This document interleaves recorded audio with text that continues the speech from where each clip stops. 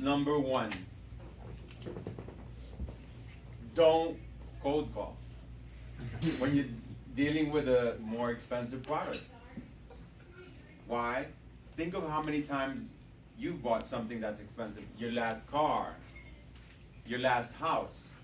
Was that actually a cold call? Did somebody call you and say, hey, you want to buy a house? No, it's normally warm. So if you get nothing else from the presentation, make sure you warm up your cold call. And this is how you can warm up a cold call. Number one, establish rapport. Number two, ask questions and listen. Make sure you listen. And that's important for number three.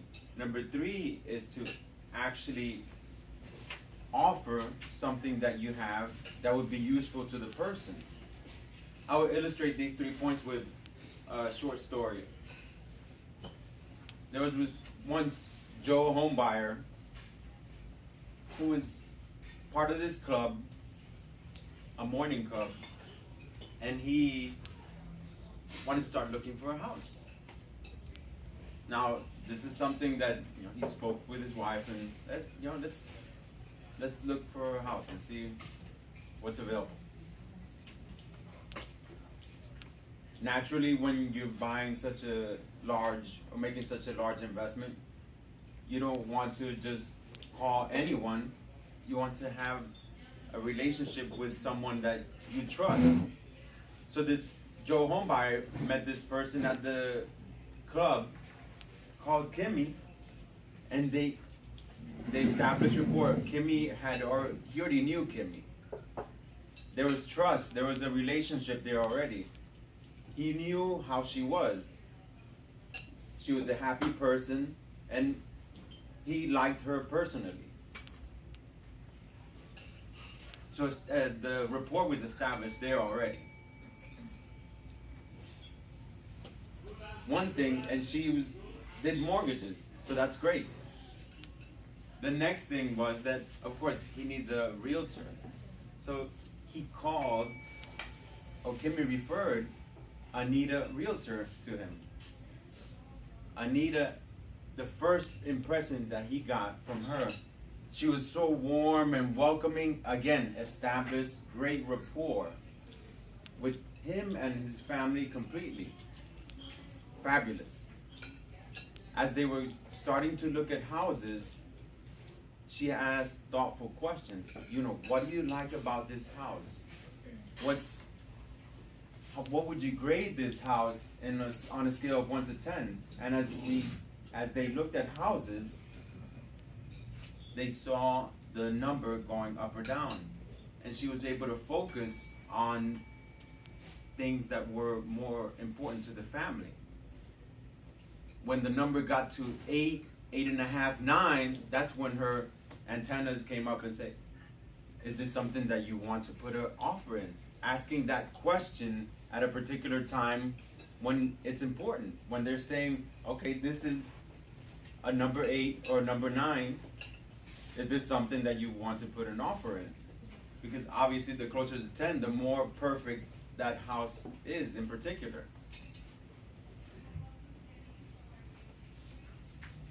And guess what? They made an offer on a house.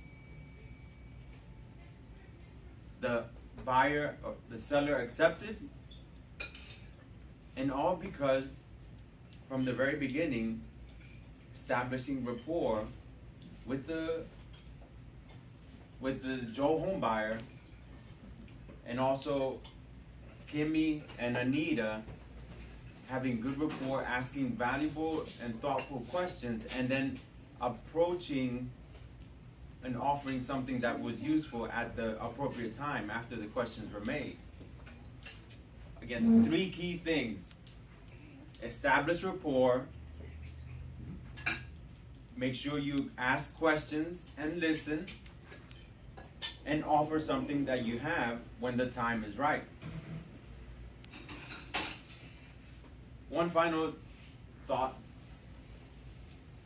This is an actual true story. Joe Homebuyer is me. And we closed on the house just yesterday.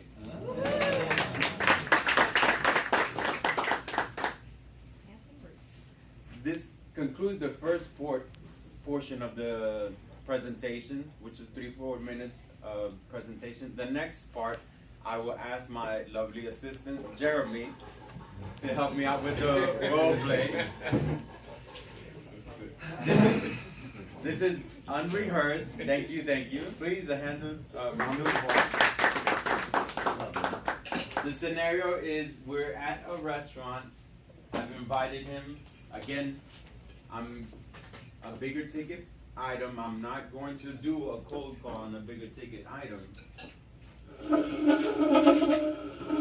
Yeah. Oh, chairs. Yeah. And he doesn't know what I'm offering him. I don't. I really have no idea what he's doing. And this will be 5 to 7 minutes. Hey Jeremy, how's it going? Hey, Good to Marvin. see you. How have you been? Great, great. I'm glad you decided to accept my invitation to lunch today. Oh, you're a good guy. Like hanging out with you. I have no idea what we're talking about today, but you're always worth talking to. No, not a problem. I always appreciate your positive comments in Toastmasters and positive words of encouragement. Well, Toastmasters is great. It's done a lot for me, and I always feel like I should give back. Hey, thank you very much. I really appreciate that. How was your last vacation? I know you talked about it before. Well, you know, it didn't actually work out perfectly. Right, You know, right. Asia's beautiful, but my father-in-law got sick, and it was a whole thing. I was trapped in Asia for like 8 extra days. I could understand that. It's frustrating. Yeah. So how's work coming along? Oh, it's good actually. Later this afternoon, I have a presentation to a bunch of attorneys, giving them CLE, continuing legal education, and doing a presentation for them. You know, getting the word out about what I do as a financial planner. I'm actually feeling pretty good about how things are going at work. Okay, then I'm really happy to hear. What do you think has helped you get to that point where you're able to present? Well, Toastmasters, Of of course, course. of I mean, course. repetition here. I've been doing Toastmasters since 2009. Mhm. Eventually, you would think I might actually be able to take it outside of Denny's and do something with it. And sure enough, here we go. Hey, you can't beat that, right? Yeah. So what are you thinking about in the future as far as where you want to go?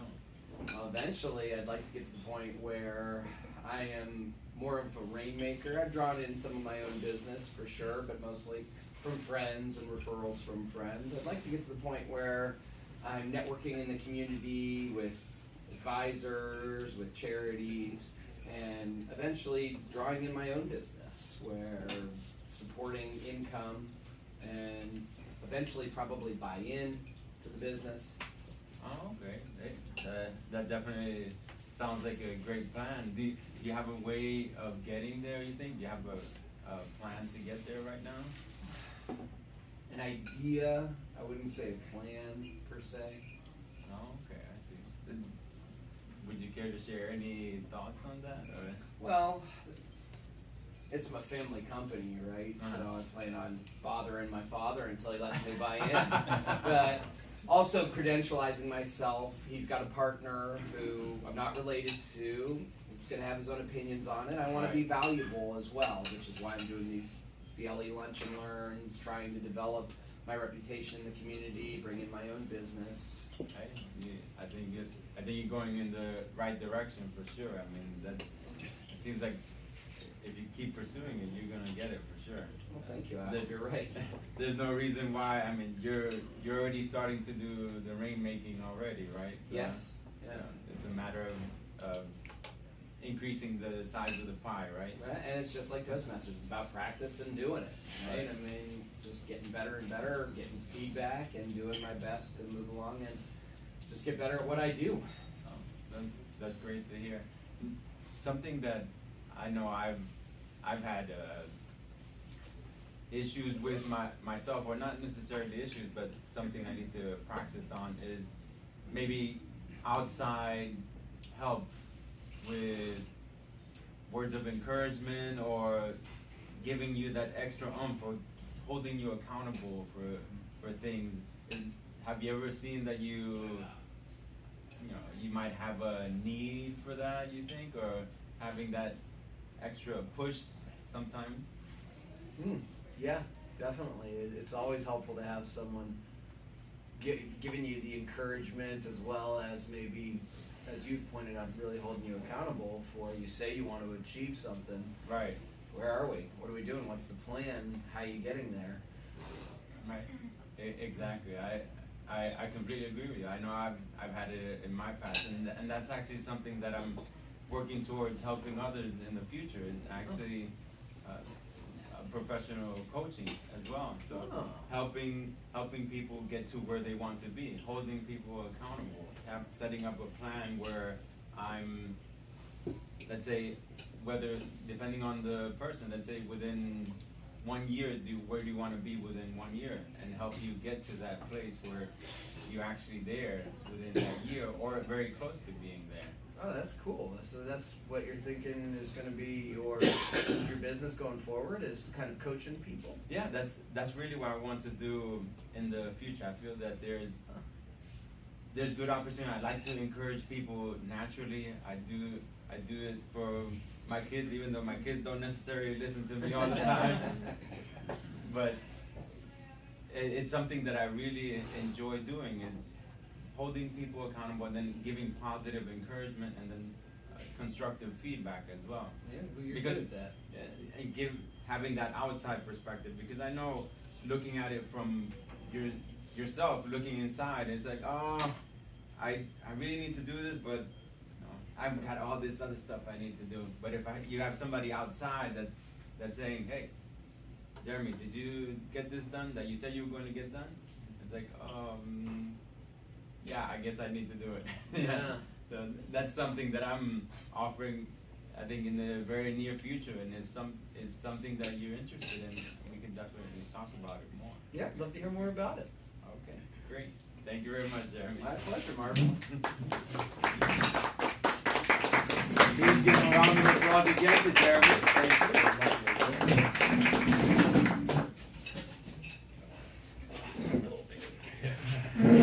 And now we'll have 2 to 3 minutes of Q&A. Questions and answers on your thoughts of the sales process from the presentation and through the role play as well. Are there any? Yes, Michelle. What could you have done different to bring Jeremy closer to a close? I could have prepared something where there's plans, let's say a 10 session or 10 appointment plan, where it would be a certain amount that I could have presented to him, or which is along the lines of what I'm thinking about, really. It's tough because a lot of sales happen with 2 meetings. Sometimes there's a collection of data, and then the second is the presentation. Right, yeah. Some questions you can ask are, what are some of the things that you're doing now that have been successful for you? And what are some of the things that you've been doing that haven't paid off? And maybe looking for an angle to tweak those as you give your presentation. Yeah, that's a great point. Thank you very much, Michelle. Any other questions or suggestions or comments? And Jeremy, from your perspective, I'd be happy to hear as well. I had no idea where you were going, I have to be honest. It felt like it was very organic the way you did it, which is hard in 5 to 7 minutes, because you do have to spend that time warming someone up. I really appreciated the fact that you didn't just try and, for the purposes of presentation, hurry that, but I do have to say that I tried to keep my own answers shorter than I probably would have in a setting like that. Naturally. Yeah. But at the same time, I thought it was a very interesting way to try and get into your presentation about coaching. The only thing is, I would say, is I didn't know anything about why I was coming to meet with you, and you have to be, the one thing you do have to be careful about is you want to make sure they know, if they're coming to meet with you, that it's because it's about business and what you're doing with business. You can't just be like, hey, come meet with me, I got something I want to talk to you about. I feel like that's a little ingenuine. Oh, okay.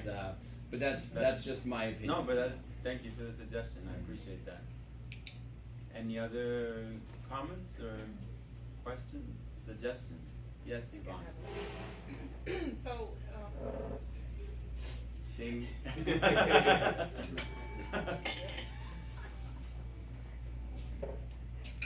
during that meeting, would you have started to think in your head some suggestions, or would you have maybe later, for the second meeting, gathered your thoughts and then presented a few suggestions?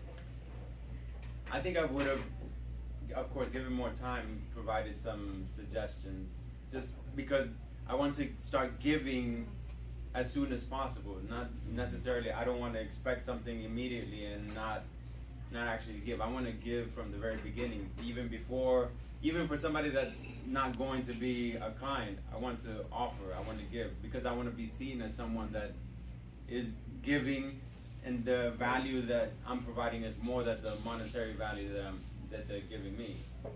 So definitely, yes. Anything else? Yes, Rosa. It is not a question, it's a recommendation. Try to build your conversation in order for them to ask you how are you doing, and then have a success story of how great parent you have been so far, for example, because you did mention it, and how you have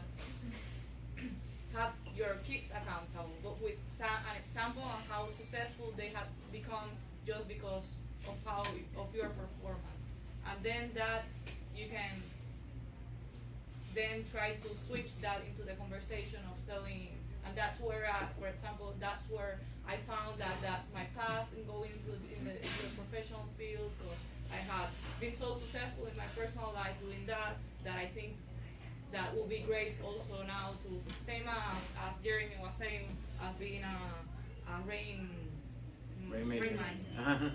That he has been successful doing the receiving referrals, now he wants to go to that other step and share it with more people, like something kind of that way. Okay. Thank you very much, Rosa. I appreciate that. And that concludes my time.